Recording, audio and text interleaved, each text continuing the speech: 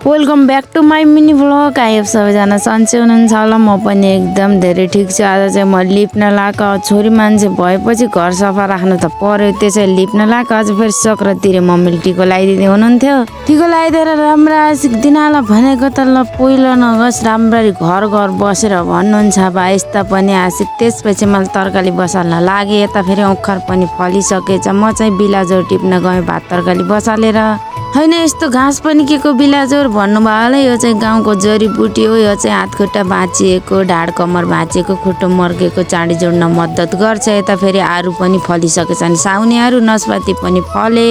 मेरा बाय सुन्तलो कति फलेको हेर त, ल छप्पै ओसिना आएर नझार्दै हुन्थ्यो। त्यसपछि बिलाजोर लिएर घर आएँ अनि यसलाई चाहिँ मजाले पानीमा बेसरी धोएँ होइन, 3-4 पानी धोएँ। यता भात पनि छड्को परिसक्यो अनि भात चलाएर भात ढाक्दिएर अनि त बिलाजोरका पातभरि चिमाटेर राख्ने, डाक्लाभरि फालिदिने अनि यसलाई चाहिँ मसिनो गरेर पिस्ने। अनि यो आटाको पिठो भयो नि, चामलको पिठो भयो नि हुन्छ।